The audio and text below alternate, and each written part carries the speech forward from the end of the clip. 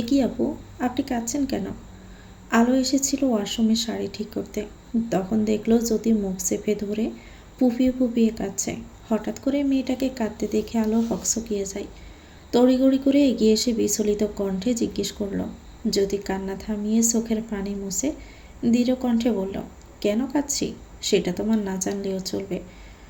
আমরা যদি কারোর সাথে মনের কষ্ট শেয়ার করি তাহলে মনটাও হালকা হয়। আমি আপনার ছোট বোনের মতো আপু, আপনি চাইলেই আমাকে বলতে পারেন। জ্যোতি নাক টেনে বলল, আমার কষ্টের কারণটা তুমি আলো। এ কথা শুনে আলো হতভম্ব হয়ে গেল। অবাক কণ্ঠে বলল, আমি আমি কি করেছি? তুমি যদি আমাদের মাঝে না আসতে তাহলে আমি আমার ভালোবাসার মানুষটিকে পেয়ে যেতাম। আলো চমকে উঠল। এই মেয়েটা কী সব বলছে? সে আবার ঈদের মধ্যে কখন কিভাবে এলো? জ্যোতি পাশে ফিরে আলোর বিস্মিত চেহারার দিকে তাকিয়ে থেকে বলল, আমিও আদার ভাই একে অপরকে খুব ভালোবাসি। আমাদের তো বিয়েটাও ঠিক হয়েছিল, কিন্তু মাঝখান থেকে হুট করে দাদাজান আপত্তি করে এই বিয়ে নিয়ে। ওনার হয়তো আমাকে পছন্দ ছিল না, তাই তিনি এমনটা করেছেন। আদার ভাই ওনাকে বারবার রিকোয়েস্ট করেছিল আমি বর্ধিত অন্য কারোর সাথে যেন বিয়ে না দেয়, কিন্তু দাদাজান উল্টো অসুস্থতার সুযোগ নিয়ে ইমোশনাল ব্ল্যাকমেল করে। আর আদার ভাইও এক পর্যায়ে এসে এক প্রকার বাধ্য হয়ে এই বিয়েতে রাজি হয়ে যায়, কিন্তু ওনার একটু মত ছিল না। তার জন্য বিয়ের আগে সামান্য হবু বউয়ের মুখটাও দেখার প্রয়োজন মনে করেননি। এমনকি উনি এখনও আমাকেই চান, আর আমিও ওনাকেই চাই, কিন্তু দাদাজানের জন্য ওনার হাত পা বাঁধা। এখন তুমি বলো আমি কি করব? কথাগুলো শুনে আলোর পায়ের নিচ থেকে যেন মাটি সরে গেল। তার মানে জ্যোতি আপু আদার স্যারের গার্লফ্রেন্ড? ও মাই গড, সে এতদিন জানতো হয়তো আদার স্যার সিঙ্গেল, কিন্তু এখন এসব কী শুনছে? তাহলে কি এটার জন্যই তাকে মেনে নেয়নি? অবশ্য দুজনেই তো একে অপরকে পছন্দ করে না, তবুও সে এটা কখনো ভাবতে পারেনি আদার স্যারের ভালোবাসার মানুষ জ্যোতি আপু। আই নো তুমি এসব কিছুই জানো না, আর আমি এটাও জানি তুমিও ওনাকে তেমন পছন্দ করো না। তাহলে কেন রয়েছ এই অনাকাঙ্ক্ষিত সম্পর্কের মধ্যে? আদার ভাই তোমাকে নয়, উনি আমাকে ভালোবাসে। আমি ওনার একমাত্র ভালোবাসার মানুষ। এই দেখো আমার হাতে ওনার দেওয়া রিং, আমাদের ভালোবাসার স্মৃতি। জ্যোতি বাম হাত মেলে দেখায়। আলো শূন্য চোখে তাকিয়ে দেখল হাতের অনামিকা আঙ্গুলের মাঝে একটি ডায়মন্ডের রিং চকচক করছে। এটা দেখে কি তার খারাপ লাগছে? হয়তোবা, তবে সেটা শুধুই জ্যোতি আপু আদার স্যারের জন্য। দুটো মানুষ একে অপরকে ভালোবেসেও পেল না, মাঝখান থেকে তাদের বিচ্ছেদের কারণ হতে হলো তাকে। কিন্তু এখানে তারই বা দোষ কোথায়? সে তো এসব কিছুই জানতো না। যদি জানতো তাহলে কখনোই বিয়েটা করতো না। কেন জানি না নিজের উপর ভীষণ রাগ হলো মেয়েটার। সে যদি তাড়াহুড়ো না করতো তাহলে এই দিনটা দেখতে হতো না। সে না হয় কিছুই জানতো না, কিন্তু দাদাজান ওই মানুষটা তো সবই জানে। তাহলে কেন এমন করলো? শুধু কি তাকে নাতবউ করার জন্য? এত এত প্রশ্নের মধ্যেই আলোর মাথাটা ফেটে যাচ্ছে। সে কোনো মতে নিজেকে সামলিয়ে দৃঢ় কণ্ঠে বলল, আমি আপনাকে কি বলবো বুঝতে পারছি না। এমন কিছু ঘটে রয়েছে সেটা আমার ধারণারও বাহিরে ছিল। তবে আপনি নিশ্চিন্তে থাকুন, আদার স্যার খুব তাড়াতাড়ি আপনার হবে। কারণ আমি কখনোই চাইব না আমার জন্য দুটো মানুষের ভালোবাসা অপরিপূর্ণ থাকুক। জ্যোতির ঠোঁটের কোণে হাসি ফুটে উঠল। সে চট করে আলোকে জড়িয়ে ধরে বিড়বিড় করে বলল, তোমাকে অনেক অনেক ধন্যবাদ আলো। আমার বিশ্বাস ছিল তুমি আমাদের সম্পর্ক মেনে নিবে। দিন শেষে তুমিও একজন মেয়ে, সেখানে আমার কষ্ট কীভাবে না বুঝতে বলো? সবচেয়ে বড় কথা আদার ভাই তোমাকে না আমাকে ভালোবাসে, যাকে বলে নিঃস্বার্থ ভালোবাসা। অজান্তে আলোর বুক ছিঁড়ে দীর্ঘশ্বাস বেরিয়ে এলো। লেশহীনভাবে বলল, দোয়া করি আপনাদের দুজনের ভালোবাসা যেন পূর্ণতা পায়। আদার রাতে তিথিকে চট্টগ্রামে রেখে সকালে ফিরে এসেছে। বোনের যাবতীয় যা যা প্রয়োজন সব কিছু কিনে দিয়েছে। বাড়িতে ফিরে রুমে প্রবেশ করতে কপাল কুঁচকে গেল। বিছানায় এলোমেলোভাবে আলো শুয়ে আছে। লম্বা লম্বা চুলগুলো চাদরের সাথে লেপ্টে রয়েছে। মেয়েটা বালিশের পাশে মাথা রেখে অস্পষ্ট স্বরে গোঙাচ্ছে। মাঝে মধ্যে মাথা এদিক ওদিক করতে করতে কিছু একটা বিড়বিড় করছে। ফর্সা চেহারা মলিন ও রক্তিম হয়ে আছে। আদার এগিয়ে এসে কিছু একটা ভেবে আলোর কপালে হাত রাখতেই চমকে উঠল। জ্বরে পুড়ে যাচ্ছে মেয়েটার শরীর। রাতেই তো সুস্থ দেখে গিয়েছিল, তাহলে হঠাৎ করে এত জ্বর আসার কি মানে ঠিক বুঝতে পারল না। আদা সরে আসার সময় তার নজর গেল মেয়েটার বাম গালের দিকে। ফর্সা গালে 4 আঙ্গুলের আবছা দাগ ফুটে আছে। এটা দেখে কপালের মাঝে 4টে ভাঁজ পড়ল। ভালো করে লক্ষ্য করে দেখে মেয়েটা অজানা ব্যথায় ছটফট করছে। সে আর দূরে সরে গেল না, বরং কাছে এসে হালকা ঝুঁকে এক গালে হাত রেখে আস্তে করে ডেকে উঠল, এই, আমার কথা শুনতে পাচ্ছ? স্যারের ডাকে আলো ফিটফিট করে তাকায়। চোখের সামনে খুব চেনা একখানা সুন্দর চেহারা বেশি উঠতেই তার লালচে চোখ জোড়া ছলছল করে উঠল। আদার আলোকে তোলার চেষ্টা করলে মেয়েটা অস্পষ্ট স্বরে বলল, ব্যথা, কোমরে অনেক ব্যথা। কোমরে কি হয়েছে? আলো কিছুক্ষণ চুপ থেকে বলল, রাতে পড়ে গেছি সিঁড়ি থেকে। এই কথা শুনি আদা ছট করে আলোর শরীর থেকে কম্পটা সরিয়ে বাম পায়ের দিকে তাকিয়ে দেখে ডান পায়ের হাঁটুতে ব্যান্ডেজ করা। সে পোষ করে তপ্ত শ্বাস ফেলে গম্ভীর কণ্ঠে বলল, সবসময় অঘটন না ঘটালে তোমার চলে না? আলো কিছু না বলে আদো আদো চোখে চেয়ে থাকলো। আদার কিছুক্ষণ চুপ থেকে হুট করে মেয়েটাকে পাজাকোলা করে তুলে নিল। তারপর ওয়াশরুমে চলে গেল। নিজেও আলোকে ফ্রেশ করিয়ে বেরিয়ে এলো। নরম বিছানায় সাবধানে আধশোয়া করে শুইয়ে দিয়ে রুম থেকে বেরিয়ে যায়। ফিরে এলো কয়েক মিনিটের পর, হাতে খাবারের প্লেট। আলোকে নিজ হাতে নাস্তা করিয়ে জ্বরের ওষুধ খাইয়ে দিল। তারপর মেয়েটার বাম গালে মলম লাগিয়ে দিয়ে কপালে জলপট্টি দিতে থাকলো। আপনি নিশ্চয়ই ভীষণ টায়ার্ড, আমার সেবা না করে একটু রেস্টে নিন, আমি ঠিক আছি। আলো বিড়বিড় করে কথাগুলো বলল। আদা চুপচাপ নিজের কাজ করতে করতে দৃঢ় কণ্ঠে বলল, তোমার বাবাকে কথা দিয়েছিলাম তার মেয়ের খেয়াল রাখবো। ধরে নাও আমি আমার নিজের দায়িত্ব ও কর্তব্য পালন করছি। আমাকে খুব ঘৃণা করেন তাই না স্যার? ঘৃণা নয়, জাস্ট তোমাকে পছন্দ করি না। আলো পিছলে হেসে বলল, আমিও আপনাকে পছন্দ করি না, বিশেষ করে আপনার রুড বিহেভিয়ারকে। মাঝে মধ্যে ইচ্ছে করে এক ধাক্কায় আপনাকে ভার্সিটির ছাদ থেকে ফেলে দিই, তাহলে হয়তো একটু ভালো লাগতো। আমাকে ফেলতে গিয়ে নিজেই কোমর ভেঙে নিয়ে বসে আছো মিস কালো। নামটা শুনে আলো চোখ মুখ কুঁচকে বলল, আমি দেখতে যথেষ্ট সুন্দর স্যার, তবুও আপনি বারবার আমাকে কালো কালো বলেন কেন? আদার মানে অন্ধকার, আর অন্ধকার মানেই কালো, এবং আলো কালো পারফেক্ট জুটি, তাই এই নামটা তোমার সাথে একদম মিলে যায়। স্যারের লজিক ঠিক বুঝতে পারল না আলো। এ কেমন ব্যাখ্যা? সব মাথার উপর দিয়ে গেল। তবে সে বেশি মাথা না ঘামিয়ে চোখ দুটো বুজে বিড়বিড় করে বলল, বদুয়া দিলাম, আপনার কপালে কখনো সুন্দরী বউ জুটবে না। ধীরে ধীরে সময় অতিবাহিত হয়ে যায়। আলো ঘুমিয়ে যাওয়ার কিছুক্ষণ পর আদার রুমের লাইট নিভিয়ে বাহিরে গেল। রাতে এখানে কি হয়েছে দাদাজান? সোবহান খান বাগানে এসে হাঁটাহাঁটি করছিলেন আর গম্ভীর মুখে কিছু একটা ভাবছিলেন। তখন আদার এসে উপরোক্ত প্রশ্নটি করল, নাতবউ ঠিক আছে? জ্বর এসেছিল, ওষুধ খেয়ে কমিয়েছে। সোবহান খান আড়ালে দীর্ঘশ্বাস ছাড়লেন। কিছু বলতে গিয়েও থেমে যান। আদার পুনরায় বলল, মেয়েটার গায়ে হাত কে তুলেছে? সোবহান খান চুপ করে থেকে দৃঢ় কণ্ঠে বললেন, জ্যোতি। আদারের কপাল কুঁচকে গেল। কেন? ভার্সিটি থেকে ফেরার পর খেয়াল করছিলাম নাতবউর মন খারাপ, সবসময় অন্যমনস্ক হয়ে কী যেন ভাবছিল। আমার সাথেও খুব একটা কথা বলেনি। জিজ্ঞেস করার পর জানায় সে আমার উপর ভীষণ অভিমান করে আছে, আর এই বাড়ি ছেড়েও চলে যেতে চাচ্ছিল। ভেবেছিলাম তুমি হয়তো কিছু বলেছ, তাই এমন করছে। তিথিকে নিয়ে তুমি চলে যাওয়ার পর খেতেও আসেনি মেয়েটা। বুঝলাম বিষয়টা খুব জটিল, তাই আমি নিজেই গেলাম কথা বলার জন্য। রুমে না পেয়ে ছাদে খোঁজ করলাম। মেয়েটা মনমরা হয়ে একা একা অন্ধকারের মধ্যে দাঁড়িয়েছিল। অনেক জোরাজুরি করার পর শুধু আমাকে বলেছিল, সব কিছু জেনে শুনেও দুটো ভালোবাসার মানুষকে আলাদা করে দিয়ে মাঝখানে আমাকে না নিয়ে এলেও পারতেন দাদাজান। এটা শোনার পর আমি আশ্চর্য হয়ে যাই। মূল কারণ জিজ্ঞেস করার পর বলে, যদিও তুমি একে অপরকে ভালোবাসো, ওই মেয়েটা নাকি তোমার গার্লফ্রেন্ড। তোমাদের এঙ্গেজমেন্ট থেকে শুরু করে বিয়েও ঠিক হয়েছিল, কিন্তু মাঝখান থেকে আমি বেঁকে বসি আর তোমাকে আমার অসুস্থতার দোহাই দিয়ে আলোর সাথে বিয়ে দিই। এসব শুনে এক মুহূর্তের জন্য আমি স্তব্ধ হয়ে যাই। হ্যাঁ, মানছি তোমারও জ্যোতির বিয়ের কথা চলছিল, কিন্তু সেটা একান্তই ছোট বৌমা ও তার বোনের সিদ্ধান্ত ছিল। তুমি এটা জানার পর সাফ সাফ জানিয়ে দিয়েছিলে তুমি জ্যোতিকে বিয়ে করতে পারবে না। তখন এটা নিয়ে ছোট বৌমা ঝামেলা করলেও পরবর্তীতে শান্ত হয়, আর এই বিয়ের ব্যাপারটা বছরখানেক আগেই শেষ হয়ে গিয়েছিল। কিন্তু হঠাৎ করে গতকাল রাতে নাতবউর মুখে অমন কথা শুনে আমি চমকে উঠি। তারপর সোবহান খান আদারকে সব কিছু বলে দিল। ভার্সিটিতে থাকাকালীন জ্যোতি আলোকে ঠিক কী কী বলে ব্রেন ওয়াশ করেছিল। সব কিছু শুনে বিস্মিত হয়ে গেল আদা। তার জীবনে কখনোই কোনো নারী ছিল না, আর না সে ভালোবাসায় বিশ্বাসী। বলতে গেলে সে ভালোবাসা নামক শব্দটাকে ভয় পায়। এর পিছনে তার অতীত জড়িয়ে আছে।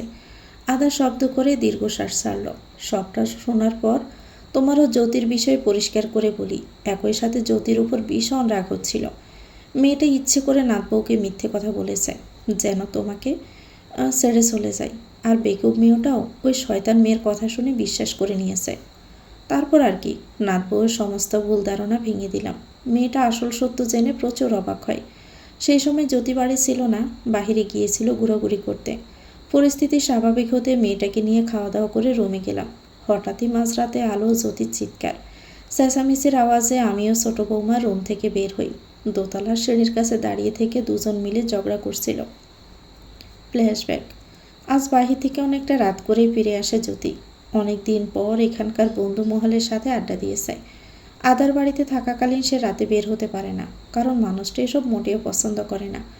যত যত ঘুরোঘুরি করার সব দিনে, কিন্তু রাতের বেলা একা একা বের হওয়াটা পছন্দ করে না। তিথিকেও কখনো একা ছাড়েনি। মানুষটার চোখে ভালো মেয়ে হয়ে থাকার সর্বদাই চেষ্টা করে এসেছে। এমনকি ওই লোকটার জন্য নিজের লাইফস্টাইলও পাল্টে একদম ভদ্র মেয়েতে রূপান্তরিত হয়েছে। অথচ মানুষটা তার দিকে ফিরেও তাকায় না। এসব ভেবে দীর্ঘশ্বাস ছাড়ল জ্যোতি। চুপচাপ সিঁড়ি বেয়ে উপরে ওঠার সময় খেয়াল করলো আলো দুহাত বুকে ভাঁজ করে গম্ভীর মুখে দাঁড়িয়ে আছে। তুমি এখানে? জ্যোতির কথার প্রতি উত্তরে আলো বলল, কেন? আমার জায়গায় আদার স্যারকে বুঝে আশা করেছিলেন? ইউ আর রাইট, আমি আমার প্রিয় মানুষটিকে মিস করছিলাম। আলো তাচ্ছিল্য সুরে বলল, হয়েছে আপু, আর মিথ্যে নাটক করতে হবে না। আমি সব কিছু জেনে গিয়েছি। মানে? মানে এটাই যে আদার স্যার আপনাকে মোটেও ভালোবাসে না। শুধু আপনাকে কেন, উনি কোনো মেয়েকেই লাভ করেন না। আপনি ওনাকে পাওয়ার জন্য মিথ্যে কথা বলেছেন আমাকে। সব কিছু শুনে আমি যেন ওনার জীবন থেকে চলে যাই, তখন আপনি আসতেন, রাইট? বাট আফসোস, সেটা আর হচ্ছে না। আদার স্যার না চাওয়া অবধি আমি এই বাড়ি থেকে এক পাও নড়ব না, আর না আপনাকে ওনার লাইফ আসতে দিব। আফটার অল আপনি কেমন সেটা আমি A to Z জেনে গিয়েছি। আলোর কথা শুনে জ্যোতি কিছুটা চমকে উঠলেও পরক্ষণে নিজেকে সামলিয়ে নিয়ে বলল, দ্যাটস গ্রেট, ভালোই হয়েছে সব কিছু জেনে গিয়েছ। এখন চুপচাপ আদারের জীবন থেকে সরে যাও। আমি তাকে ভালোবাসি, উনি তো আপনাকে ভালোবাসে না। সো হোয়াট, আমার একার ভালোবাসাই যথেষ্ট। শুধু আমাদের মাঝখান থেকে চলে যাও।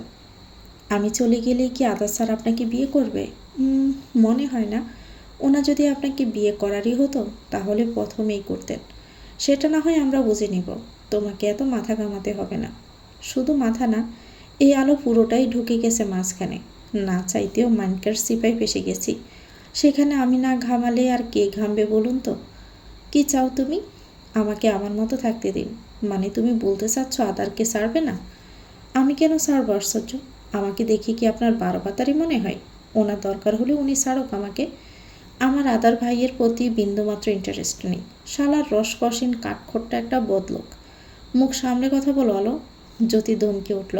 আলোক রুকুসকে ঝাঁঝালো কণ্ঠে বলল, আমি আমার স্বামীকে 1000 বার বকবো, তাতে আপনার কি?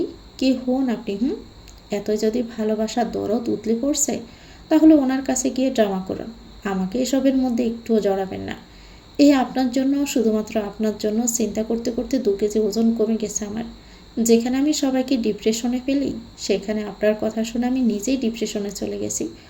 শুধু শুধু দাদাজানের উপর রাগ করেছি, সাথে স্যারের 14 গোষ্ঠীও ধুয়ে দিয়েছি। দুপুরে ঠিক মতো খাবারও খাইনি, এমনকি রাতেও গলা দিয়ে খাবার নামছিল না। মাথা ব্যথায় পাগল হয়ে যাচ্ছিলাম। এদিকে আমি মরছি আপনাদের জ্বালায়, আর আপনি বাহিরে ফিল্ডিং মারছিলেন। বাহ আপু বাহ, এক কথায় চমৎকার অভিনয় করেছেন। এতদিন জানতাম শুধু আমি নাটকবাজ, এখন দেখছি আমার থেকেও 2 কাঠি উপরে আপনি। কথাগুলো শুনে রেগে গেল জ্যোতি। চিল্লিয়ে বলে উঠল, আমি তোকে লাস্টবার বলছি, আমার আদারের জীবন থেকে সরে যা, নয়তো নয়তো কি? হ্যাঁ, কি করবেন? মেরে ফেলবো তাকে। এ কথা শুনে আলো শব্দ করে হেসে দিল। তারপর দাঁতে দাঁত চেপে বলে উঠল, যাব না সরে, আমিও দেখি আপনি কি করেন। বলা শেষ হতে আলোর বাম গালে থাপ্পড় এসে পড়ল। You fucking! ব্যাস, জ্যোতির গালে শুনে মুহূর্তে সব ধৈর্যের বাঁধ ভেঙে গেল আলোর। সে রক্তিম চোখে তাকিয়ে সপাটে সর বসিয়ে দিল জ্যোতির গালে। আর যাই হোক, তার গায়ে আজ পর্যন্ত কেউই হাত তোলেনি। সেখানে একজন বাহিরের মেয়ে হয়ে কিনা বিনা দোষে তাকে মারল, তাহলে সে কিভাবে ছেড়ে দিত? দিন শেষে সেও ভালো মেয়ে নয়, 10টা মার খেলেও 5টা ফিরিয়ে দেওয়ার ক্ষমতা রাখে। অন্যদিকে জ্যোতির মার খেয়েও হতভম্ব হয়ে গেছে। সে একটু আশা করেনি আলো তাকে এভাবে পাল্টা আঘাত করবে। তবে রাগে অপমানে শরীর জ্বলে যাচ্ছে। কত বড় সাহস! জ্যোতি তালুকদারের গায়ে হাত তুলেছে। নিজের সীমার মধ্যে থাকার চেষ্টা করুন, আমার সাথে একদম লাগতে আসবেন না, নয়তো আমার খারাপ রূপটা দেখাতে বাধ্য হব। গা জ্বলে উঠল জ্যোতির।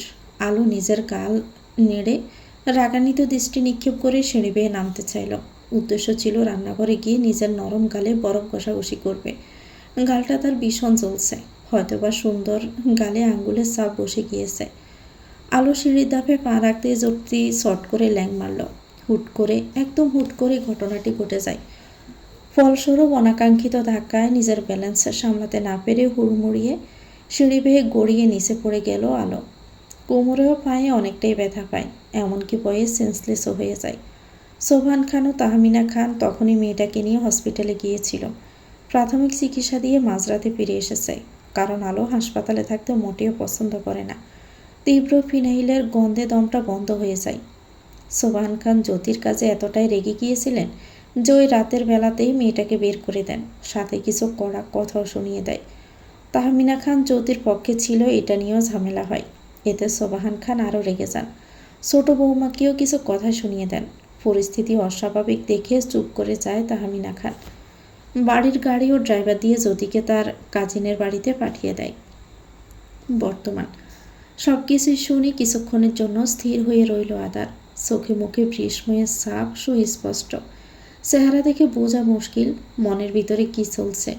কিছু সময় থম মেরে দাঁড়িয়ে থেকে উল্টো ঘুরে বাড়ির ভিতরে যেতে যেতে গম্ভীর কণ্ঠে বলে উঠল, তোমার ছোট বৌমার বোনের বড় মেয়েকে যেন এই বাড়িতে আর কোনো দিন না দেখি দাদাজান, অন্যথায় পরের থাপ্পড়টা কিন্তু আমার হাত থেকেই পড়বে। আজ ভার্সিটিতে যায়নি আলো। যায়নি বললে ভুল হবে, সে যেতে পারেনি। শরীরের ব্যথা, পায়ের ব্যথা নিয়ে সারাটা দিন বিছানায় শুয়ে বসে কাটিয়েছে। দোতলা থেকে সিঁড়ি বেয়ে পড়ে যাওয়া তো আর মুখের কথা না, নাজুক শরীরে ভালো মতোই ব্যথা পেয়েছে। ফোনে নিজের পরিবারের সাথে কথা বলে নিয়েছে, তবে তাদেরকে কিছুই জানায়নি এই দুর্ঘটনার ব্যাপারে। শুধু শুধু চিন্তা দিয়ে কী লাভ, যা হওয়ার তা তো হয়েই গেছে। দাদা যেন শেফালি চাচি একটু পর পর এসে দেখা করে যাচ্ছে। তার কোনো অসুবিধা হচ্ছে কিনা বা কোনো কিছুর প্রয়োজন কিনা সব কিছুতেই খেয়াল রাখছে। সোবহান খান দুপুরবেলা খাবার নিয়ে এসে নিজ হাতে খাইয়ে দিয়েছে মেয়েটাকে। নাতবউ হওয়ার আগে মেয়েটা তার নাতনির জায়গা দখল করে নেয়, তাই তো এত ভালোবাসেন, এবং কাঠখড় পুড়িয়ে নাতির বউ করে সারা জীবনের জন্য নিজের বাড়িতে নিয়ে এসেছেন। এত কিছুর পরেও তাহমিনা খান অসুস্থ মেয়েটার কাছে যাওয়ার প্রয়োজন মনে করেননি, আর না নিয়েছে কোনো খোঁজখবর, কারণ তিনি ভীষণ রেগে আছেন আলোর উপরে।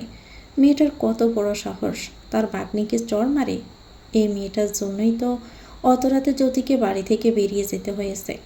তিনি এত সহজে ভুলে যাবেন কি করে? মনে মনে সমস্ত রাগ ক্ষোভ আপাতত পুষে রেখেছেন, সময় মতো সব কিছুরই হিসাব নেবেন। তখন সময়টা সন্ধেবেলা। আলো রুমে বিছানার মাঝে উপর হয়ে শুয়ে আছে। পাশের টি টেবিলের উপর রাখা গরম তেলের ছোট্ট বাটি। বিকেল থেকে পিঠ টনটন করে ব্যথা করছে, তাই সে শেফালি চাচি থেকে পিঠে তেল মালিশ করে নিবে। মানুষটা তেল রেখে বাহিরে গেছে তো গেছেই, আসার কোনো নামগন্ধ নেই। ওইদিকে তেলটাও ঠান্ডা হয়ে যাচ্ছে। আলো বিরক্তিকর মুখে বালিশে মুখ গুজে রইল। তখন পদাঘাতের মৃদু শব্দ পেয়ে বলল, চাচি, এতক্ষণ কোথায় ছিলেন বলুন তো? তাড়াতাড়ি পিঠে তেল মালিশ করে দিন, ব্যথায় মনে হচ্ছে পিঠ খুলে রেখে দেই। ওই শাকসন্নির কত বড় সাহস, আলো রহমানকে ফেলে দেয়। এখানে এসে যদি মেয়েটাকে হাতের কাছে পেতাম না, তাহলে ওরে সাপ থেকে আমি টুক করে ফেলে দিতাম। তাহলে হিসাব বরাবর হতো, বাট আফসোস আমার প্রতিশোধ নেওয়া হলো না। স্যারের কপালে ওই শাকসন্নি জুটলে বেশ ভালো হতো। উনি আমার মতো ভালো মেয়েকে ডিজার্ভই করে না। একটা জলযন্ত্র শাকসন্নির পাল্লায় পড়ে ওনার ইগোটিগো বেরিয়ে যেত, তখন বুঝতো বউফালা কত কষ্টের। আলো নিজ মনে বক বক করে থামল, কিন্তু প্রত্যুত্তরে কিছুই শুনতে পেল না। তাই সে পুনরায় বলল, চাচি, আপনি দাঁড়িয়ে আছেন কেন? জলদি মালিশ করে দিন, নয়তো তেল ঠান্ডা হয়ে যাবে। বলতে বলতে গাড় ঘুরিয়ে পিছনে তাকায়, এবং মুহূর্তে শান্ত চোখজোড়া বড় বড় হয়ে গেল। ড্রেসিং টেবিলের সামনে আদার স্যার দাঁড়িয়ে থেকে হাত গড়ি টাই খুলছে। আলো শর্ট করে নজর সরিয়ে নিল। এই খচ্চর বেটা আবার কখন এলো? তার মানে এতক্ষণ যাকে শেফালি চাচি ভেবে কথাগুলো বলছিল সেটাই লোকটা? দূর, সে সব সময় ভুল জায়গায় সত্য কথাগুলো বলে দেয়। আদার শার্টের বোতাম খুলতে খুলতে স্বাভাবিক গলায় বলল, আমার ওয়াইফ হওয়ার যোগ্যতা তুমি রাখো না। আপনি আমার হাজব্যান্ড হওয়ার যোগ্য না। তাহলে আমার সাথে রয়েছ কেন? আপনি কেন আমার সাথে আছেন? বাধ্য হয়ে। আমিও। মেয়েটার তেড়ামি দেখে চোখ মুখ কুঁচকে ফেলল আদার। কিছু না বলে বড় বড় পায়ে ওয়াশরুমের ভিতরে চলে গেল। এ বাচ্চার মেয়েটার সাথে কথা বলা মানে হাতিকে পোশাক পরানোর ব্যাপারটা একই। এই মেয়ে, উঠছ কেন? আদার শাওয়ার নিয়ে বেরিয়ে এসে দেখে আলো বিছানা থেকে নামার চেষ্টা করছে, কিন্তু পা নিয়ে সোজা হয়ে দাঁড়াতে পারছে না। এটার জন্য নিজের ক্ষত পাকে বকাবকি করছে মেয়েটা। তখন সে বিরক্তিকর কণ্ঠে উপরোক্ত বাক্যটা বলল, শেফালি চাচিকে ডাকতে। আদার বিনিময়ে কিছু না বলে হাতে থাকা তোয়ালে সোফার উপরে রেখে রুম থেকে বেরিয়ে যায়। রান্নাঘরে এসে দেখে শেফালি চাচি একগুচ্ছ ছোট মাছ কাটাকাটি করতে ব্যস্ত। মাছগুলো তার দাদাজানেরও ছোট মার ভীষণ প্রিয়, তবে সে এই মাছগুলোর ধারে কাছেও নেই। এতগুলো মাছ কাটতে দেখে আদারের বোঝা হয়ে গেল এত তাড়াতাড়ি মাছ কাটা শেষ হবে না। তাই সে পুনরায় রুমে গিয়ে আলোর উদ্দেশ্যে বলল, চাচি মাছ কাটতে ব্যস্ত। আলো কিছুক্ষণ চুপ থেকে দৃঢ়কণ্ঠে বলল, তাহলে আপনি আমার পিঠে তেল মালিশ করে দিন। হোয়াট? মেয়েটার কথা শুনে আদার আশ্চর্য হয়ে গেল। আলো বিরক্তিতে বলল, এতে ষাঁড়ের মতো চেঁচানোর কি হলো আজিব? আজকে আমার এই অবস্থার জন্য শুধুমাত্র আপনি দায়ী। আপনার কারণে ওই ফাজি মেয়েটা আমাকে হার্ট করেছে। এখন আমার সেবা যত্ন করতে না পারলে আমাকে বাপের বাড়িতে দিয়ে আসুন। তবু এইভাবে ব্যথা সহ্য করে পড়ে থাকতে পারবো না আমি। আমিও তো মানুষ, আপনার মতো কোনো এলিয়েন নই। আদার ঠোঁট কামড়ে কিছু একটা ভাবল। ইচ্ছে তো করছে এই মেয়েটাকে তার বাপের বাড়িতেই পাঠিয়ে দিতে, কিন্তু বিষয়টা খুবই বাজে দেখাবে। তার উপর দাদাজান তো রয়েছেই। উনি যদি একবার জানতে পারে তাহলে তার কান ঝালাপালা করে দিবে। আর সে মোটেও অশান্তি চায় না, কিন্তু এখন অশান্তি নামক বড় কারণটাই ঘাড়ে এসে জুটেছে, যাকে সে চাইলেও সরাতে পারছে না। তার এলোমেলো জীবনটা আরও এলোমেলো হয়ে যাচ্ছে। আদার পোষ করে তপ্ত শ্বাস ফেলে বলল, ওকে ফাইন। স্যারের কথা শুনে আলো বরকে গেল। এখন সত্যি সত্যি তাকে বাড়িতে পাঠিয়ে দেবে নাকি? সে তো ভাব নেওয়ার জন্য বলেছিল। এই অবস্থায় বাড়িতে গেলে ব্যাপারটা মোটেও ভালো দেখাবে না। তাই সে কিছু বলতে যাবে তখনই খেয়াল করলো আদার স্যার তেলের বাটিটা নিয়ে তার পাশে বসেছে। এটা দেখে আড়ালে স্বস্তির নিঃশ্বাস ছেড়ে উপর হয়ে শুয়ে পড়ল। এদিকে আদার থমথমে মুখে মেয়েটার পিঠ থেকে টি শার্ট উপরে তুলে দেয়। সে জীবনেও এই মেয়েটার মতো নির্লজ্জ আর দুটো মেয়ে দেখেনি। আদার এক পলক সাদা দবদবে মসৃণ উন্মুক্ত পিঠের দিকে তাকিয়ে নজর সরিয়ে নিল। তারপর কিছু একটা ভেবে উঠে গিয়ে আলমারি খুলে দুটো গ্লাভস বের করে হাতে পরে নিল। এই মেয়েটা বেহায়া হলেও তো সে আর নয়। কিছু সময় পর নিজের পিঠের মাঝে দুটো হাতের স্পর্শ পেয়ে আলো মাথা তুলে ঘাড় ঘুরিয়ে স্যারের হাতের দিকে তাকায়। কালো গ্লাভস পরতে দেখে আলো বেকুব বনে গেল। তার শরীর কি নোংরা যে স্পর্শ করতে গ্লাভস পরতে হচ্ছে? আলো দীর্ঘশ্বাস ছেড়ে বালিশে মুখ ডুবিয়ে দিল। কেন জানি না তার মালিশটা নিতে ভালো লাগছে। অন্যদিকে আদার ঠোঁট কামড়ে আলতো হাতে মেয়েটার পিঠেও বাঁকানো কোমরে তেল মালিশ করে দিচ্ছে। তবে তার চোখ জোড়া বন্ধ, তবুও সে মেয়েটাকে অনুভব করতে পারছে। হঠাৎই মাথায় একটা দুষ্ট বুদ্ধি এলো। আদার মনে মনে শয়তানি হেসে হাতের শক্তি দ্বিগুণ করতে আলো হকচকিয়ে উঠল। আহ, সাল লাগছে তো। আপনাকে মালিশ করতে বলেছি, পিঠের হাড্ডি ভাঙতে তো নয়। আদার ঠোঁট কামড়েই হাসল, তবে আর কিছু করল না। ওদিকে আলো দাঁতে দাঁত চেপে মনে মনে বিড়বিড় করে বলল, একদিন আমারও সুযোগ আসবে স্যার, তখন আপনাকে যদি নাকানি চুবানি না খাওয়াতে পেরেছি তাহলে আমিও আলো নই। এক সপ্তাহ পর ভার্সিটিতে এসেছে আলো। সামনে আবার প্রথম ইনকোর্স পরীক্ষা রয়েছে। অ্যাসাইনমেন্ট প্রেজেন্টেশন কমপ্লিট করতে করতে তার জীবনটা শেষ। তার উপর যদি থাকে স্বামী নামক হিটলার স্যার, তাহলে তো রিল্যাক্স হয়ে থাকার কোনো প্রশ্নই ওঠে না। আলো ফুস করে তপ্ত শ্বাস ফেলে ব্যাগ থেকে পানির বোতল বের করে অর্ধেক খেলো। প্রথম ক্লাস শেষ হয়ে গেছে, এখন ফিজিক্স ক্লাস হবে, তাই সবাই বসে অপেক্ষা করছে স্যারের জন্য। বেশি পানি খাওয়ার পরে ওয়াশরুম পেল। আলো বান্ধবীদের বলে পানির বোতল সহ বাহিরে যেতে লাগলো। ফেরার সময় না হয় বোতল ভর্তি করে নিয়ে আসবে। সিঁড়ি বেয়ে নামার সময় ফোনটা বেজে উঠল। আলো স্ক্রিনের দিকে তাকিয়ে দেখে ছায়া কল দিয়েছে। সে কলটা রিসিভ করে কানে গুঁজে বোনের সাথে কথা বলতে লাগলো। কথা বলার এক ফাঁকে বাম হাতটা রেলিংয়ের উপর রেখে ভুলবশত কাত করে। ফলস্বরূপ বোতলের অর্ধেক পানি নিচে পড়ে যায়। আলো হেসে হেসে কথা বলতে বলতে বোতলে চুমুক দিল। কিন্তু এ কি, পানি কোথায়? সে ব্রুকুসকে তাকিয়ে দেখে বোতল একদম ফাঁকা। শর্ট করে রেলিংয়ের নিচের সিঁড়িতে তাকাতে স্তব্ধ হয়ে যায়। সাথে মুখও অটোমেটিক হা হয়ে গেল। আদার স্যার বেজা মাথা চেহারা নিয়ে অদ্ভুত চোখে তাকিয়ে আছে। আলো নিচে নামার আর সাহসই পেল না। সে ভয়ে উল্টো ঘুরে এক ছুটে ওখান থেকে পালিয়ে গেল। সব আকাম কুকাম এই লোকটার সাথেই কেন হতে হয়? কিরে, এমন করে হাঁপাচ্ছিস কেন? কোনো সমস্যা? তামান্নার কথা শুনে আলো জোরে জোরে শ্বাস নিতে নিতে বিড়বিড় করে বলল, আমার দ্বারা কখনো ভালো কাজ হয় না।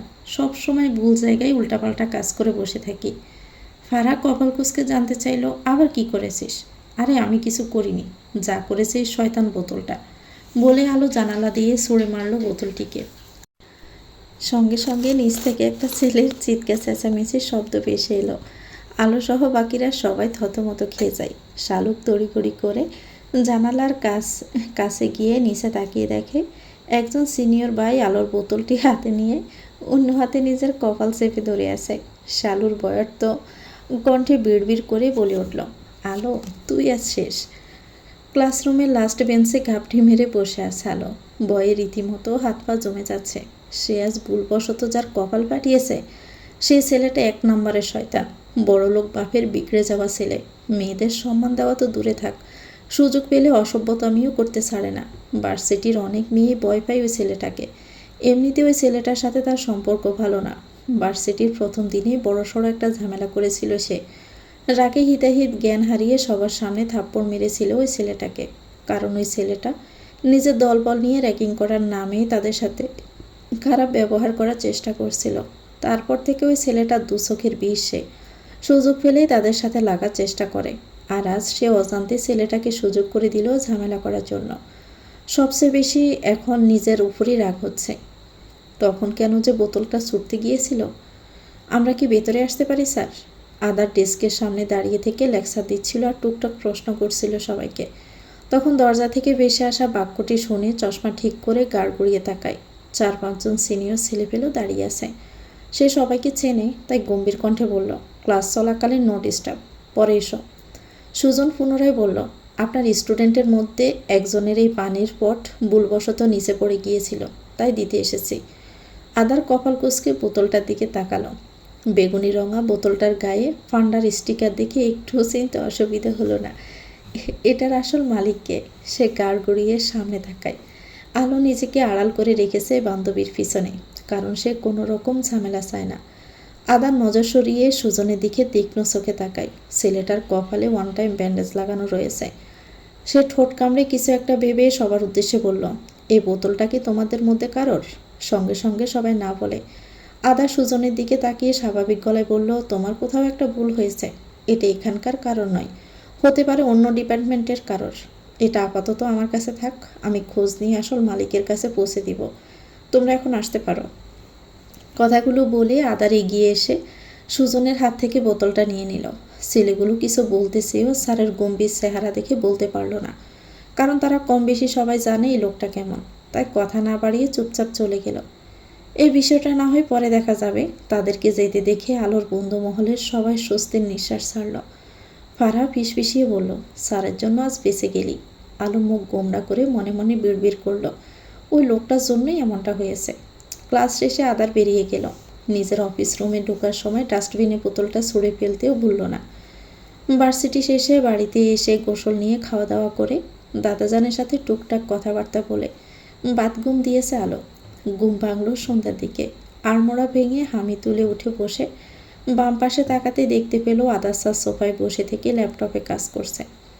পরনে টি শার্ট ও ট্রাউজার, ঘন বড় বড় চুলগুলো ভেজা, চোখে রিডিং গ্লাস, চিকন রক্তিম নিচের ঠোঁট কামড়ে এক দৃষ্টিতে তাকিয়ে আছে স্ক্রিনে। শ্যামবর্ণের সুন্দর মুখশ্রীর দিকে না চাইতেও কিছুক্ষণ তাকিয়ে রইল মেয়েটা।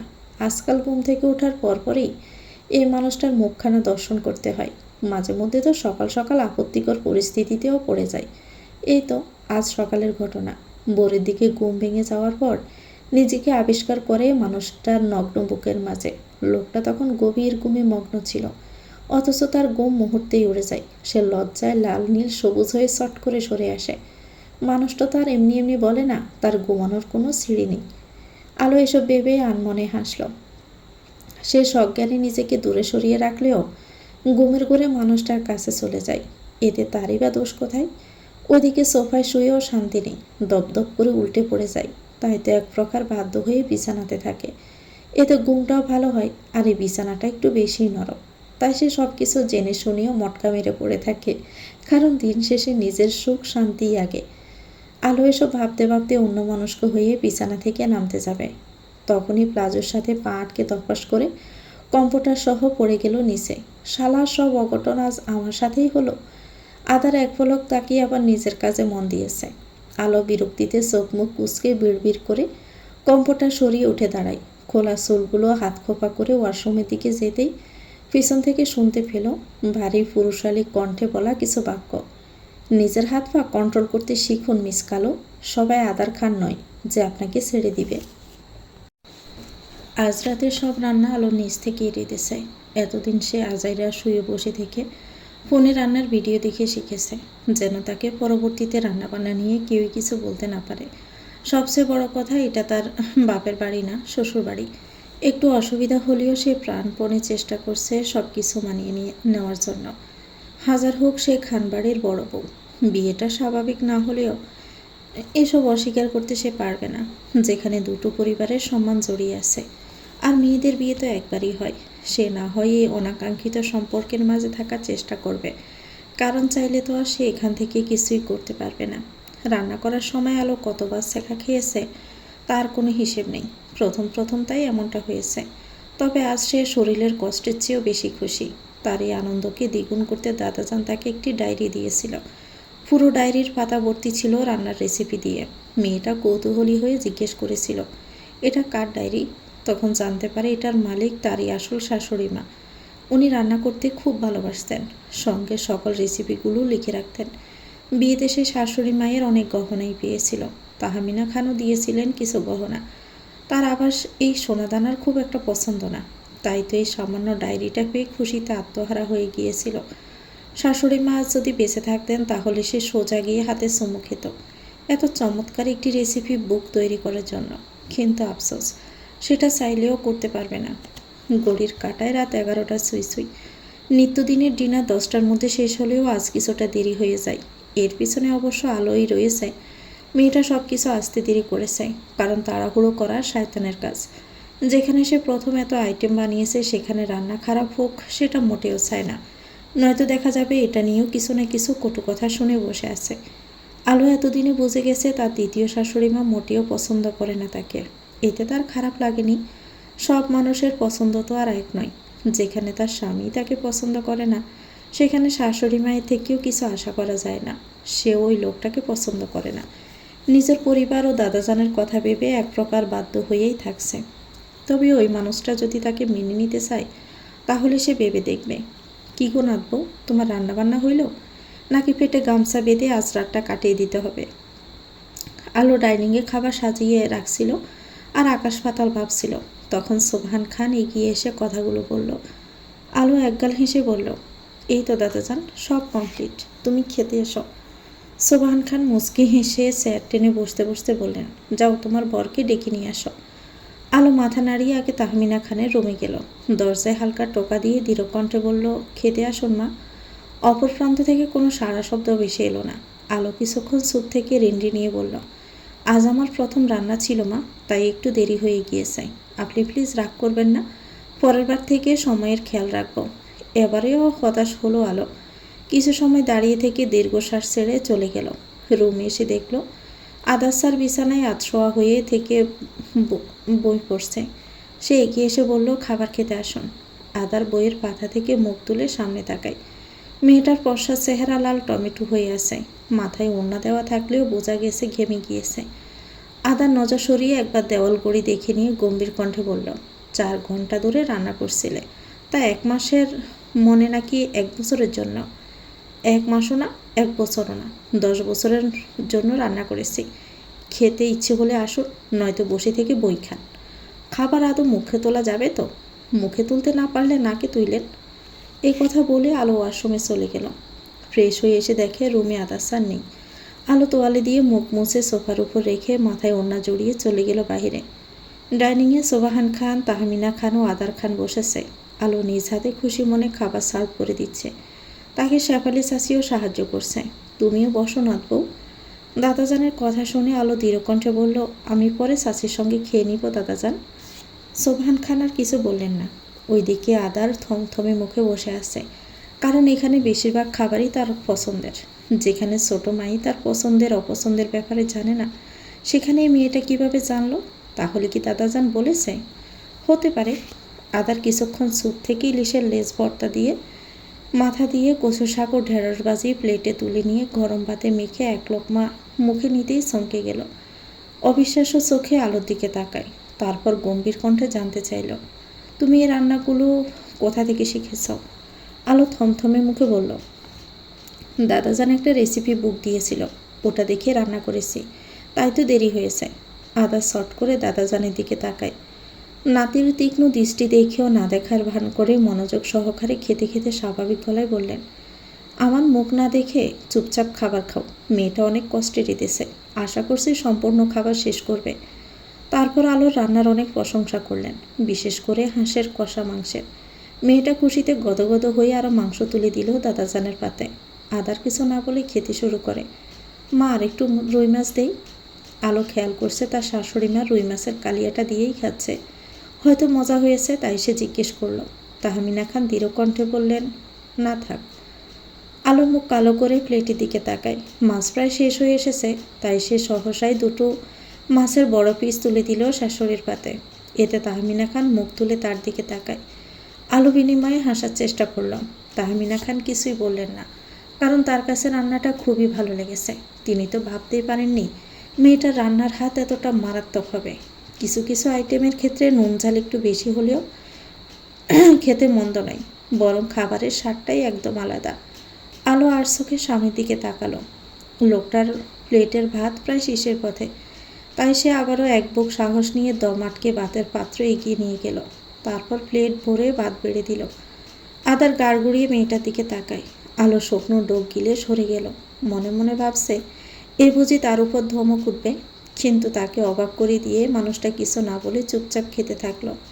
এটা দেখে আলো ঠোঁট কামড়ে হেসে তরকারি তুলে দিল। মানুষটা তার রান্না করা সব তরকারি দিয়েই খাচ্ছে, বিশেষ করে ভর্তার আইটেমগুলো। খাওয়া দাওয়া শেষে সবাই একটু রেস্ট করে নিজ নিজ রুমে চলে গেল। সোবহান খান যাওয়ার আগে নাতবউর উদ্দেশ্যে কিছু কথা বলে যায়। নিজের মাকে হারানোর পর আজ প্রথম আমার নাতিটা তৃপ্তি সহকারে খাবার খেয়েছে। দুবাইয়ের সে বিশাল স্টেডিয়ামে তখন ফিনফতন নীরবতা। হাজার হাজার মানুষের উপস্থিতি যেন হার মেনেছে নিস্তব্ধতার কাছে। পুরো স্টেডিয়াম অন্ধকার, শুধু মাঝখানের মঞ্চে কৃত্রিম ধোঁয়ার কুণ্ডলী ফাঁকিয়ে নীল রঙের একটি তীব্র স্পটলাইট নিবদ্ধ হয়ে আছে এক যুবকের উপরে। যুবকটির বুকের সাথে লেপ্টে আছে তার অতি পরিচিত সিগনেচার গিটারটি। পরনে কালো লেদার জ্যাকেট। কপালের উপরে অবাধ্যের মতো পড়ে থাকে এলোমেলো দীর্ঘ চুলগুলো তাকে এক অদ্ভুত বিষণ্ণ রূপ দিয়েছে। তার ডান হাতের আঙ্গুলে ঝিলিক দিচ্ছে রূপোলো আংটি, আর কবজিতে বিশেষ ব্রেসলেট, যা ভক্তদের কাছে তার পরিচয়ের এক অবিচ্ছেদ্য অংশ। যুবকটি চোখ বুজে আছে। চারপাশের হাজারো চিৎকার তার কানে পৌঁছাচ্ছে না। গিটারের তারে আঙ্গুল ছোঁয়াতেই সুরের এক সম্মোহনী ঢেউ ছড়িয়ে পড়ল পুরো গ্যালারি জুড়ে। দেশি বিদেশি অসংখ্য তরুণ তরুণী মন্ত্রমুগ্ধের মতো তাকিয়ে আছে সেই বিমোহিত গায়কের দিকে। তার কণ্ঠের জাদুতে তখন মরুর বুকে যেন নীল জ্যোৎস্না নামছে। কনসার্ট শেষ হতেই সমস্ত নীরবতা ভেঙে চুরমার হয়ে গেল গগনবিদারী চিৎকারে। যুবকটি যখন মঞ্চ থেকে দৃঢ় পায়ে নেমে আসছিল, শত শত ভক্ত বডিগার্ডদের কড়া বেষ্টনী বেদ করে ঝাঁপিয়ে পড়তে চাইল প্রিয় তারকার উপরে। কেউ একটা ছবি, কেউ বা এক পলক ছোঁয়া বা একটু অটোগ্রাফের জন্য রীতিমতো মরিয়া হয়ে উঠেছে। কিন্তু যুবকটি স্থির দৃষ্টি ও ভাবলেশীন। সেই বিশাল উন্মাদনা আর ভিড় এড়িয়ে সে দ্রুত পায়ে গিয়ে উঠে পড়ল তার কালো রঙের বিলাসবহুল গাড়িটিতে। বাহিরে তখন তার নাম ধরে শত শত মানুষের হাহাকার শোনা যাচ্ছে, কিন্তু কাছের ওপারে সে সম্পূর্ণ একা। এক জনপ্রিয় তারকার বিষণ্ণ একাকিত্বই যেন তাকে সাধারণের চেয়েও আলাদা করে রেখেছে সবার কাছে। এতক্ষণ ছায়া নিজ ফোনে কনসার্টটা খুব মনোযোগ সহকারে দেখছিল। ভিডিও শেষ হতেই সে ফোনটা বুকে চেপে ধরে চোখ বুজে নিল। শব্দ করে দীর্ঘশ্বাস ছেড়ে বিড়বিড় করে বলল, আপনার দেখা কবে পাবো গায়ক সাহেব? এ রক্ত মাংসের আপনিটাকে একটিবারের জন্য সচক্ষে দেখার বড়ই ইচ্ছে আজ মনে জেগে বসেছে। দোহাই আপনার, এবার জলদি দেশে ফিরে আসুন, নয়তো আপনাকে দেখার এই অপূর্ণ স্বাদ হয়তো এ জন্মে আর মিটবে না। আমার এই অবুঝ হৃদয়টা যে আপনার কণ্ঠ আর উপস্থিতির জন্য বড্ড ব্যাকুল হয়ে আছে, বড্ড ব্যাকুল। রাত বাজে 2:30। এই সময়টাতে সবাই গভীর ঘুমে তলিয়ে থাকলেও আজ আদারের চোখে একটুও ঘুম নেই। অজানা ব্যথায় বুকের ভেতরটা ছটফট করছে। আজ নিজের মাকে ভীষণ মনে পড়েছে তার। ছোটবেলা কতই না সুখের আনন্দে ছিল। তারপর তারপর এক জড়ো হওয়ায় সব শেষ। অনাকাঙ্ক্ষিতভাবে মাকে হারানোর পর তার জীবন থেকেও সুখ নামক বস্তুটা গায়েব হয়ে যায়। সে যাকেই মন থেকে ভালোবেসেছে এবং আঁকড়ে ধরে থাকতে চেয়েছে, উপরওয়ালা তাদেরকেই কেড়ে নিয়েছে। তাই তো আজকাল আর কাউকে ভালোবাসতে ইচ্ছে করে না, স্বয়ং নিজেকেও না। আদারের বুক ছেড়ে দীর্ঘশ্বাস বেরিয়ে এলো। সে চোখের উপর থেকে ডান হাত সরিয়ে নিজের বুকের দিকে তাকায়। মেয়েটা ইঁদুরের বাচ্চার মতো গুটিসুটি মেরে শুয়ে আছে। খোলা কালো চুলগুলো তার সর্বাঙ্গ জুড়ে লেপ্টে রয়েছে। সে কতবার যে মেয়েটাকে দূরে সরিয়ে দিয়েছে, তবু ওই ঘুরে ফিরে তার বুকের মাঝেই আসবে। একসময় বাধ্য হয়েই হাল ছেড়ে দেয়। আদার অনেকক্ষণ ধরে লক্ষ্য করেছে মেয়েটা ঘুমন্ত অবস্থায় থাকাকালীন একটু পরপর গলা চুলকাচ্ছে। এতেই দুই ব্রুয়ের মাঝে 4টে ভাঁজ পড়ল আদারের। কৌতূহলী হয়ে এক হাতে এলোমেলো চুলগুলো গুছিয়ে নিয়ে একপাশে রাখল। একরাশ অস্বস্তি নিয়ে মেয়েটার কাঁধ থেকে সামান্য টি শার্টের গলা সরিয়ে নেয় এবং সঙ্গে সঙ্গে চমকে উঠল। পুরো পশা কাঁধ লালচে হয়ে র্যাশে ভরে গিয়েছে। আদা চট করে উঠে বিছানায় শুয়ে দিল আলোকে। চুলগুলো সরিয়ে গলার দিকে তাকিয়ে দেখে সেখানেও লাল হয়ে র্যাশে ভরে আছে। কোমল দু হাতেও গুড়ি গুড়ি র্যাশ বের হয়েছে, অথচ মেয়েটা কি নিশ্চিন্তেই না ঘুমাচ্ছে। আদার বুঝতে পারল কোনো কারণে সম্ভবত মেয়েটার অ্যালার্জি জেগেছে, তাই সে কয়েকবার ডেকে উঠালো, কিন্তু আলোর ঘুম ভাঙার কোনো নামগন্ধ নেই। আদার কিছুক্ষণ চুপ থেকে পর মুহূর্তে ঘুমন্ত মেয়েটার নাক মুখ চেপে ধরে নিঃশ্বাস নেওয়াটা বন্ধ করে দিল। কয়েক মিনিট পরে আলো পট করে চোখ মেলে তাকাই, মেয়েটার বুক অস্বাভাবিকভাবে উঠানামা করছে। আলোকে জাগতে দেখে হাত সরিয়ে নিল আদার। মেয়েটার চোখ দুটো বড় বড় করে জোরে শ্বাস নিতে নিতে অবিশ্বাসে শুরু বলল, এই আপনি আপনি কি আমাকে মেরে ফেলার প্ল্যান করেছেন স্যার?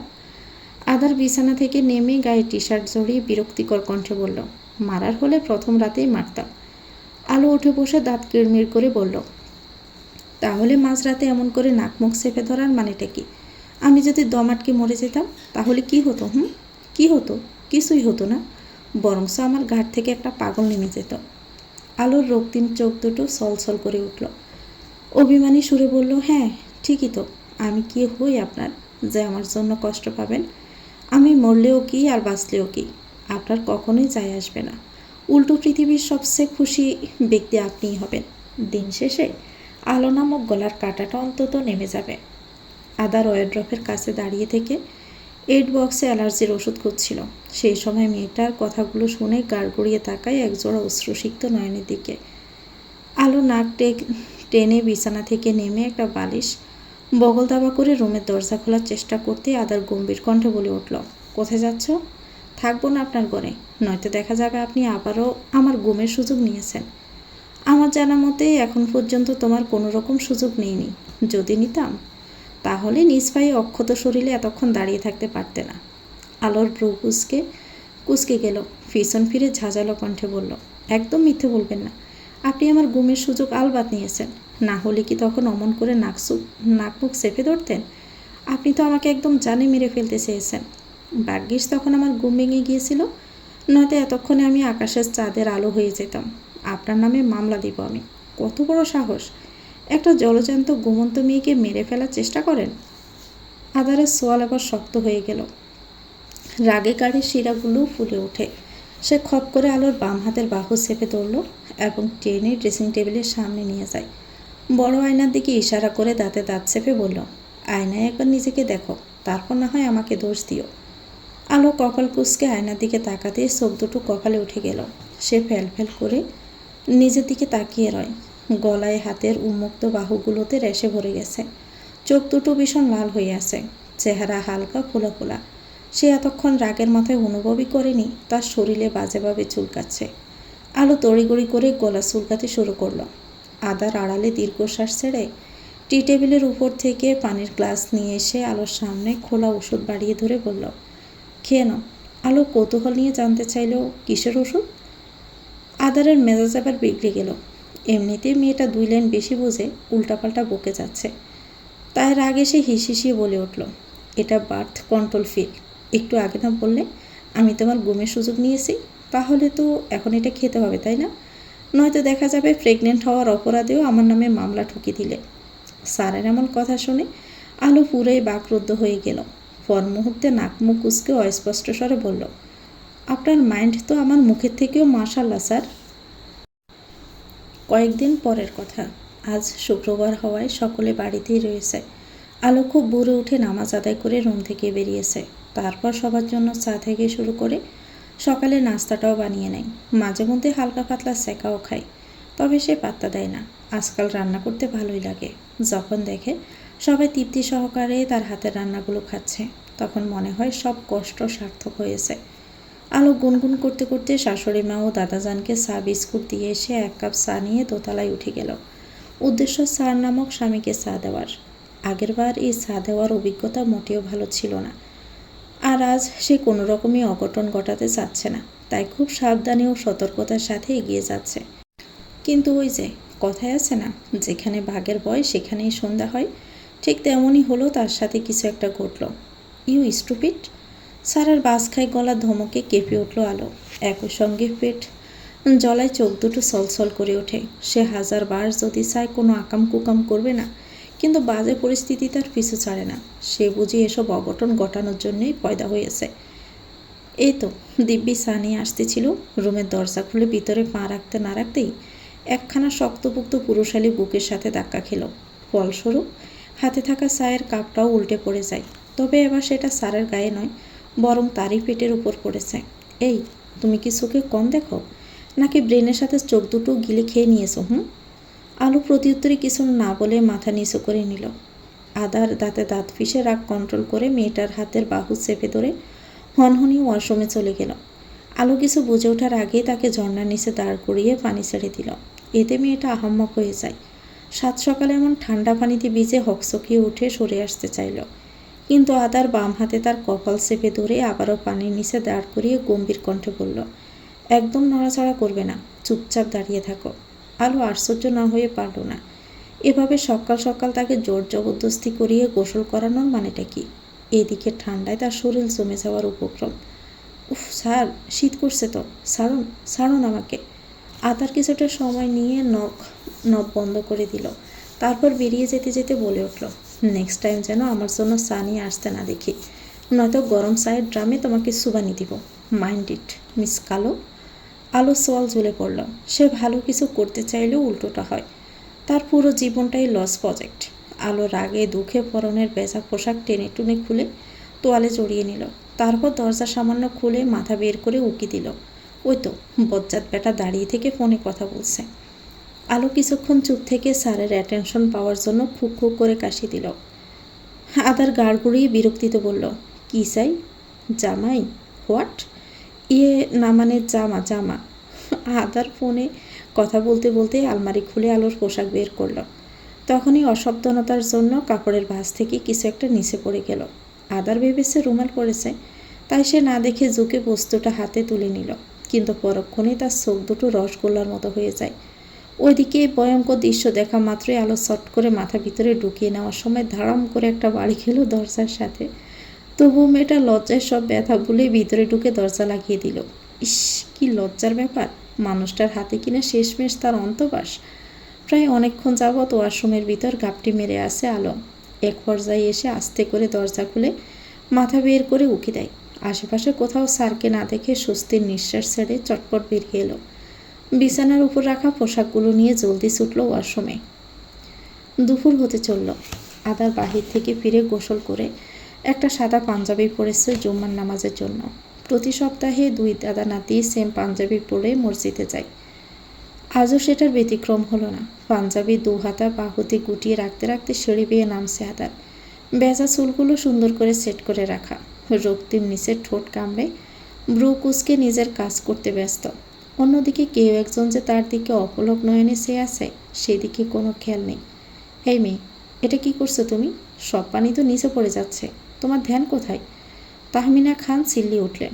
এতে ভড়কে গেল আলো। চটজলদি নজর সামনে থেকে সরিয়ে এনে নিজের হাতের দিকে তাকাই।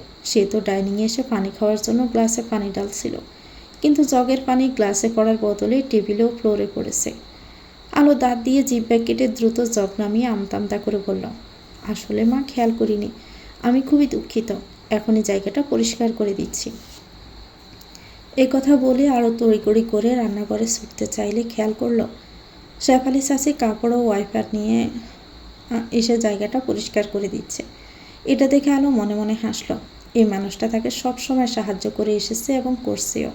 সে সত্যি এই মানুষটার প্রতি মন থেকে কৃতজ্ঞ, তাকে ভালোবাসা ও আগলে রাখার জন্য। তা আজকাল আমার নাত বউর মনটা কোথায় থাকছে?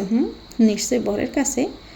দাদাজানের কথা শুনে আলো আর চোখে দূরে গম্ভীর মুখে দাঁড়িয়ে থাকা মানুষটার দিকে তাকিয়ে দৃঢ় কণ্ঠে বলল, তুমি ভুল ভাবছো দাদাজান, তোমার বেরসিক নাতির কাছে আমার মনটা রাখতে বইয়েই গেছে। ওনার কাছে পারলে আমি আমার মাথার একটা চুলও রাখবো না, নয়তো দেখা যাবে তোমার অতিভদ্র নাতি চুলগুলোও পুড়িয়ে ফেলছে। সোবাহান খান শব্দ করে হেসে উঠলেন। আদার গম্ভীর কণ্ঠে বলল, তোমার হাসা শেষ হলে এখন যাওয়া যাক দাদাজান। সোবাহান খান মাথা নাড়িয়ে বলল, চলো। তারপর দুই দাদা নাতি বেরিয়ে গেল। বাড়ির পাশে মসজিদ হওয়ায় গাড়ি নিয়ে যেতে হয় না, গল্প করতে করতে হেঁটেই চলে যাওয়া যায়। সোবাহান খান হাঁটার সময় কিছু একটা অনুভব করে গাড় ঘুরিয়ে পেছনে তাকায়। তিনি ঠিকই ধরেছেন, আলো গুটি গুটি পায়ে এগিয়ে আসছে। আজও কিন্তু জিলাপি নিয়ে এসো দাদাজান। আলোর কাছে এসে ফিসফিসিয়ে কথাটি বলে। সেটা শুনে সোবাহান খান কিছু একটা ভেবে বললেন, আমার তো বয়স হচ্ছে, এই বয়সে জিলাপি নেওয়ার জন্য লাইনে দাঁড়িয়ে থাকতে পা জোড়া টনটন করে। তুমি বরং আজ তোমার স্বামীকে বলো, দেখো কি বলে। আলো ঠোঁট উল্টালো, তবুও সাহস করে এগিয়ে গেল মানুষটার দিকে। স্যার। আলোর ডাকে পাশে ফিরে তাকায় আদার। বলল, কি চাই? জিলাপি। মানে? মানে আসার সময় মসজিদ থেকে জিলাপি নিয়ে আসবেন আমার জন্য। মেয়েটার এমন কথা শুনে আদার নাক মুখ কুঁচকে বলল, হোয়াট ননসেন্স! আমি কিনা এখন তোমার জন্য মসজিদের লাইন ধরে জিলাপি নিয়ে আসবো? সিরিয়াসলি? এটা তুমি ভাবলে কি করে? এমন ভাব করছেন যেন আমি আপনাকে জিলাপির বদলে জুতা চুরি করে নিয়ে আসতে বলেছি। জুতা কেন, আমি একটা ফিফড়েও আনবো না, বলে আদা সেখান থেকে চলে গেল। আলো অসহায় চোখে দাদাজানের দিকে তাকায়। সোবাহান খান এগিয়ে এসে মেয়েটার মাথায় হাত বুলিয়ে দৃঢ় কণ্ঠে বললেন, মন খারাপ করো না, আমার বিশ্বাস ও তোমার জন্য জিলাপি নিয়ে আসবে। আর যদি না নিয়ে আসে তাহলে? তাহলে আমি আনবো। আলো মুচকি হেসে বলল, তোমাকে কষ্ট করতে হবে না দাদাজান, আমি খাবো না। নিজের বাড়িতে যখন যাব তখন বাবা চাচা ভাইয়াকে বললেই অনেকগুলো নিয়ে আসবে। আচ্ছা তুমি এখন যাও, উনি তো রাগ করে তোমাকে রেখেই চলে গেলেন, পাষাণ লোক একটা। আলো দুপুরের নামাজ পড়ে টেবিলে বসেছে বই খাতা নিয়ে। 4 দিন পর ইনকোর্স পরীক্ষা। কম নাম্বার পেলে আবার ওই লোকটা উঠতে বসতে খোঁটা দিবে, তাই সে আপাতত পড়াশোনায় মনোযোগী হওয়ার চেষ্টা করছে। পড়ার এক পাকে খেয়াল করল তার সামনে 5টা ঠোঙা রাখা হয়েছে। মেয়েটা চোখ বড় বড় করে মাথা তুলে স্বামীর মুখের দিকে তাকায়। অবিশ্বাস্য সুরে আওড়ালো, আপনি আপনি আমার জন্য জিলাপি নিয়ে এসেছেন, তাও এতগুলো? আদার কিছু না বলে সরে গেল। পরনের পাঞ্জাবির বোতাম খোলার সময় শুনতে পেল, মসজিদের নাম করে আবার কোনো দোকান থেকে কিনে নিয়ে আসেননি তো? এবারেও নিরুত্তর আদার। সে মূলত নিজের উপর ভীষণ বিরক্ত। একটা মেয়ের জন্য কিনা আজ আদার খান জিলাপি নেওয়ার জন্য লাইনে দাঁড়িয়েছিল। এটা ভাবতেও অবাক লাগছে তার। কখনো যেটা ছোট বোনের জন্য করেনি, আজ সেটাই 2 দিনের আশা একটা বাচ্চার মেয়েটার জন্য করছে। আশ্চর্য। মজা। আচ্ছা স্যার, আপনাকে এতগুলো জিলাপি কেন দিল? আলো কাগজের ঠোঙার ভিতর থেকে ছোট ছোট জিলাপি বের করে খেতে খেতে জানতে চাইল। আদার পাঞ্জাবি খুলে টি শার্ট ও ট্রাউজার নিয়ে ওয়াশরুমে যেতে যেতে বলে উঠল, আমার সাঙ্গপাঙ্গরা যখন জানতে পারলো আমাদের বাড়িতে নতুন একটা পেটুক ইঁদুর এসেছে, তাই ওদের ভাগেরটাও দিয়ে দিয়েছে। প্রতি সপ্তাহে এমন করে জিলাপি ফেলে ওই ইঁদুরটা মাইন্ড করতো না। আলোর কথা শুনে আদারের পা জোড়া থেমে গেল। সে শট করে গাড় গড়িয়ে মেয়েটার দিকে তাকায়। হঠাৎ স্যারের তীক্ষ্ণ দৃষ্টি খেয়াল করে আলো হাসার চেষ্টা করলো। হ্যাঁ, মজা করলাম। বিকেলের দিকে তাহমিনা খান জানতে পারেন ওনার বাবার শরীরটা খারাপ, ইমার্জেন্সিতে হসপিটালে নিয়ে যাওয়া হয়েছে। খবরটা পেয়ে তাহমিনা খান কোনো মতে ছেলে শ্বশুরের সাথে ছুটে গিয়েছেন। সোবহান খান সঙ্গে করে আলোকেও নিয়ে যেতে চেয়েছিলেন, কিন্তু মেয়েটা যেতে রাজি হলো না।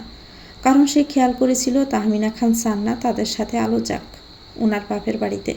তাই আলো নিজের শরীর খারাপের অজুহাত দিয়ে যায় না। শুধু শুধু ঝামেলা বাড়িয়ে কি লাভ? তার চেয়ে বরং সে এখানেই ভালো আছে। সন্ধ্যা থেকে নীল আকাশটা আজ মেঘালয়ে ঢাকা, হয়তো বৃষ্টি আসবে। তাই রাতের খাবার হিসেবে খিচুড়ি রান্না করে নিয়েছে আলো। শেফালি চাচি 9টার দিকে চলে গিয়েছে। মানুষটা এখানে সারাদিন থাকলেও রাতের বেলা নিজ পরিবারের কাছে ফিরে যায়, আবার সকাল সকাল চলে আসে। আলো দাদাজানের থেকে খবর নিয়েছে অসুস্থ মানুষটা এখন কেমন আছে। তেমন বড় ধরনের কিছু না, জাস্ট প্রেশার বেড়ে গিয়েছিল। আপাতত ওনাকে বাড়িতে নেওয়া হয়েছে এবং সুস্থও আছে। সবটা শুনে স্বস্তির নিঃশ্বাস ছেড়ে নিজেদের খেয়াল রাখতে বলে ফোন রেখে দেয়। রাত তখন 12টা বাজে। পুরো নিস্তব্ধ বাড়িতে একা আছে আলো। বাহিরে জুম বৃষ্টি শুরু হয়েছে। ভিডিও কলে ছোট বোনের সাথে কথা বলার সময় সায়া আবদার করে বসলো তার নাচ দেখার। কারণ তারা একসাথে থাকাকালীন প্রায়শই বৃষ্টিতে নৃত্য করেছে, তাদের ফোনের গ্যালারি ভর্তি নাচের ভিডিও দিয়ে। এক পর্যায়ে এসে আলো রাজি হয়ে যায়। তারও বহুদিন বৃষ্টি বিলাস করা হয়নি। তার উপর আজ বাড়িটাও একদম ফাঁকা। এই সুযোগে নিজেকে একটু আনন্দ দেওয়াই যায়। আবার কবে না কবে বৃষ্টি হবে কে জানে। আলো ছোট বোনের দেওয়া সুতির পাতলা আকাশি রঙা শাড়িটা জলদি পরে নিল। তারপর চুলগুলো খোলা অবস্থায় রেখে চোখে গাঢ় করে কাজল, দুহাতে কাছের ছড়ি, কানে দুল পরে হাতে ফোন নিয়ে দৌড়ে ছাদে উঠে যায়। বৃষ্টিতে ভিডিও ছবি তোলার জন্য ওয়াটারপ্রুফ ফোন নিয়েছিল। সায়ারটাও ওয়াটারপ্রুফ। তাই আজও কোনো অসুবিধা হলো না বৃষ্টিতে নাচের ভিডিও ধারণ করার জন্য। আলো দোলনায় ক্যামেরা চালু করে ফোনটা সেট করে রাখলো। সে অলরেডি ভিজে ঝপঝপে হয়ে গেছে। আলো কোমরে শাড়ির আঁচল গুজে নিল। আকাশ ছেড়ে জুম বর্ষণের আওয়াজের সাথে তাল মালিয়ে তো দুহাতে ছড়িয়ে নুপুরের রিনঝিন শব্দ যোগ হলো। একই সাথে সমস্ত নিস্তব্ধতা ভেদ করে খালি গলায় গুনগুন করে উঠল, রিমঝিমে ধারাতে মন চাই হারাতে, রিমঝিমে ধারাতে মন চাই হারাতে, এ ভালোবাসাতে আমাকে ভাসাতে। এলো মেঘ যে এলো ঘিরে, বৃষ্টি সুরে সুরে শোনায় রাখিনি, মনের স্বপ্ন এলোমেলো, এই কি শুরু হলো প্রেমের কাহিনী। গানের সাথে তাল মিলিয়ে চমৎকারভাবে নাচছে আলো। তার মিষ্টি সুরে আজ প্রকৃতিও সামিল হয়েছে। বৃষ্টির স্বচ্ছ বিন্দু বিন্দু জলকণাগুলো তার সর্বাঙ্গ ছুঁয়ে দিচ্ছে। সে বৃষ্টি বিলাসে এতটাই মগ্ন হয়েছে যে খেয়ালই করেনি দরজার কাছে কেউ একজন স্তব্ধ হয়ে দাঁড়িয়ে আছে। আগে কত বৃষ্টি যে দেখেছি শ্রাবণে, জাগেনি তো এত আশা ভালোবাসা এই মনে। আলো দুহাত মেলে চোখ বুঝে মাথা আকাশের দিকে করে ঘুরাতে লাগলো।